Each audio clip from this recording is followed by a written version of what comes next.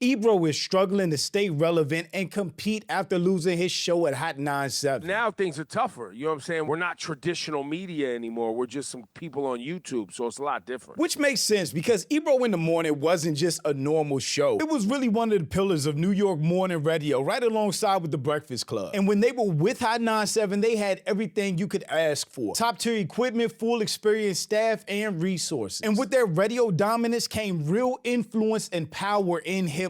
Artists, managers, and labels had to play ball or risk losing the support and favor of HOT97. We don't even have the cosign of the Heritage logo. Hey, don't say it like that. That is true. They may act different out here. And Ebro, while he was up there, really got to talk his shit in big dog people. Y'all get to like 27, 28, and y'all niggas get to struggling, and y'all be trying to come back. Guess what? I'ma be here. But now that they have none of those systems, resources, platform, or brand recognition, Ebro, Rosenberg, and Lore have to get it out the mud. They have to grind and build up their platform from the ground up, while also competing against the very people on platforms they used to dismiss, like academics. I really think you're, number one, full of yourself. I think number two, it's been shown that you're just not that entertaining and you're just behind the times. I rarely do this. And honestly, it's looking rough for them. We gotta send out a press kit. Nah, bro. But I'm Jew. Welcome to the channel. Please like and share the video. Don't forget to sub. Now, let's get into it. Now things are tougher. You know what I'm saying? We're just ELR. We don't even have the cosign of the Heritage logo. You know what I'm saying? We're not traditional media anymore. We're just some people on YouTube, so it's a lot different. New media, the same people they used to look down on because they had that huge platform, because they had a studio, because they had staff, because they were on the radio. Now they're just people on the internet like everybody else. Hey, don't That say is it like true. that. They may act different out here. Dog, the camera quality is insane. This man Rosenberg looks like he's using the iPhone 4. Why is his quality that bad? Lore is the only one in 4K. Ebro is using a webcam he got out of Best Buy. What is happening with this quality? Bare minimum, they could invest in good cameras. This quality is terrible while they're admitting they're struggling. No, Laura, I'm telling you, people are acting different. I know. You haven't experienced people acting different? Yes, Somebody I've known for 30 years the other day, I was talking to them about some artists they work with and me wanting them on this show. Uh-huh. And they were like, yeah, send me some details about the show. They hit you with the "I'll get back to you." This situation right here is literally while they say be nice to people on the way up because they're the same people that you're going to see on the way down. Whether it's acknowledged or not, so many things in life come down to relationships. What real relationships do you have with people? Because even though he may have known somebody for 30 years or worked in the industry with somebody for 30 years, maybe it was a beneficial relationship to that person while Ebro was in power. But now that he's out and they can't benefit from Ebro, what's the point of dealing with him? We gotta send out a press kit. Nah, bro. That's where we're at now. It's underrated. People get weird, man. And Ebro made a great point yesterday. I hit you guys. Yo, this quality is insane. This is a bad look for people with names as big as they have. For this to be their presentation online. Up to be like, yo, how cool is Rhea? She immediately hits the collab. She got 7 million followers. All good. I got you.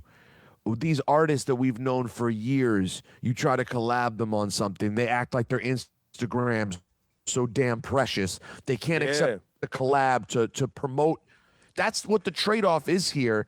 And Ebro, you made the point. No, the trade-off before for artists working with them or doing favors or promoting their show or any collabs, anything like that, was the artist got HOT97 exposure, Ebro In The Morning exposure. They got the benefits of working with a bigger program. Now, why would anybody that doesn't personally like them or have a real personal connection to them work with them when they have quality like this? There's literally no benefit. Yo, rappers may be among the weirdest of people. I don't know why people get so weird, but they do. No, so all of a sudden people are weird or lame because they don't want to work with you. No, that just means they never really liked you and there's no reason for them to bow down or do favors or work with y'all anymore. Rappers are weirdos, bro. Ebro says he is having a harder time booking guests for his show now that he is no longer at HOT97, whilst Rosenberg has to navigate bad internet during his apartment move. I commented under that video, reminds me of Rockefeller rappers after the breakup. Once the platform, the system backing, and brand recognition was gone. It was all about their skill and hustle, and most of them dudes disappeared. Actually, all of them disappeared except maybe Beans, who dropped The Beat Comment, which was a great album right after the breakup, other than Kanye. And that's because Kanye was all about hustle. He was all about grinding his own, pulling himself up, investing in his own music videos, making his own beats, really finding his own lane. Whereas them other Rockefeller dudes, you could just view them as spoiled. They came up under Jay-Z and Dame Dash. They had the best rapper on record label in the game. They had the spotlight from Rockefeller. They didn't have to drop mixtapes like 50 Cent. They didn't have to grind their way up. They didn't have to get a hit song to get on the radio. The radio played whatever they were sent from Rockefeller. But when them dudes had to get it out the mud on their own, when they had to grind, when they had to make mixtapes, when they had to build their own audience, they couldn't do it and they disappeared. And it feels like that's what's happening to Ebro right now. The old guard is struggling, boy. This quality is so ass. It is really, really bad for the names that they have for this to be their presentation. Everybody point and laugh, and people feel like this again because how they talk to people, how they dealt with people, how they looked down on everybody else while they were up there at Hot 97. I will never forget this Lil Uzi interview and how Ebro tried to big dog him. And I'm sure this lost a younger generation of listeners or potential listeners to their show because they were so old head about the culture and trying to be gatekeepers and who would make it and wouldn't make it. And people made it without them. Put another beat on, shit.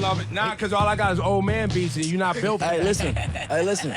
It's gonna be a lot of young guys coming up here and they ain't gonna want to rap on that. I'm trying to tell you, it's changing. Yo, look. It's changing. I hope they change. I would never understand radio shows forcing rappers to freestyle. Now, if they wanted to freestyle like Black Thought or Low Deluxe or something like that, cool. But forcing them to freestyle, especially after a certain generation of rappers when it was all about vibe and making melodic music instead of just rapidy rap raps, I just don't get it. But as I've seen with all you little young motherfuckers that think you nice. Yeah. He is pretty nice. You nice. Yeah, I'm good. Y'all get to like 27, 28, and y'all niggas get to struggling and y'all be trying to come back tell you and find what, that sound. I ain't gonna struggle, bro. All right, we're gonna see.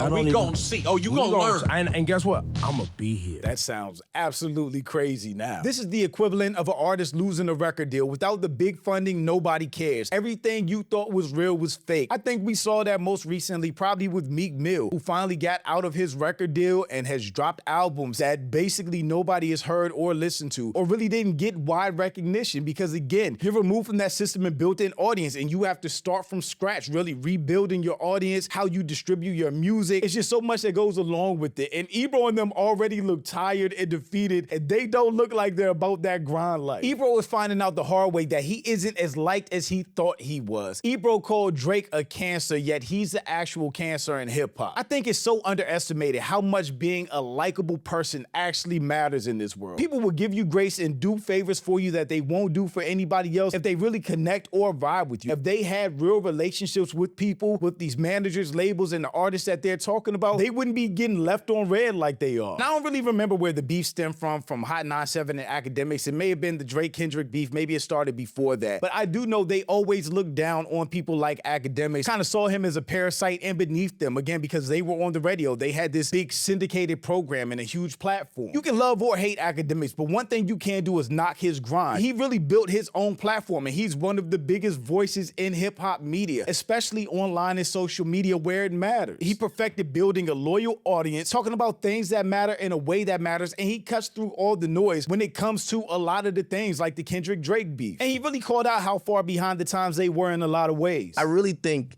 you're, number one, full of yourself. I think number two, it's been shown that you're just not that entertaining and you're just behind the times. I rarely do this, but I'm down. Me and you, mano a mano, we could sit, not coming up to Apple, brother. You're not coming up to your rented conference room that you could act like you still have a radio show. You could come to my studio if you want to. And we could debate any topic.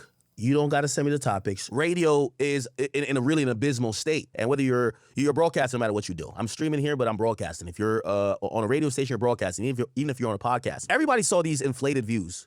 Pandemic. People are sitting at home just kind of like consuming a bunch of stuff, right? Which means views for everybody was up. Views for me is up. Views for everybody is up. And when I mean they, I mean everybody. Now, few things happened. Number one, there's been a trend towards audio consumption in terms of podcasts, radio, or whatever. It hasn't declined. It just shifts between the bubbles. So the people who stop listening to radio listen to more podcasts. They don't just stop listening. The Breakfast Club, and I got a shout out to Charlemagne. I think it was around like 2013, 2014. I used to do like, like say somebody went up to the Breakfast Club and they did an interview, and after they did the interview, it would be like a short clip of the interview. I would take it and do my voiceover shit and kind of like, give commentary on it. Also, I started up an Instagram page around 2014, and I remember they would strike. This is Clear Channel. It used to be called Clear Channel before iHeartMedia. They would strike me for using their content.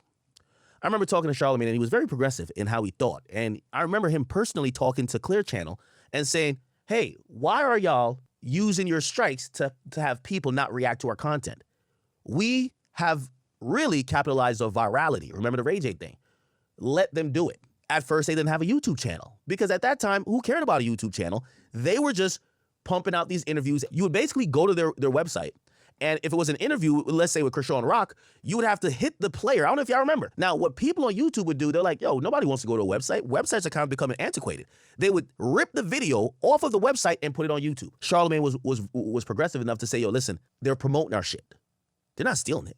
They're promoting our shit. They have been super successful in the YouTube game ever since. And by the way, this is a channel that has like 6 million subscribers now, 6.02. In the last 30 days, they've gotten 25 million views, right? Now, I do want to give the comparison to their competitor, which is HOT97. HOT97 in the last 30 days, they've done 3 million views. We got to talk numbers here because these guys are going to tell you that it's a Trump agenda and Israel why they're unemployed. And I'm telling you, no.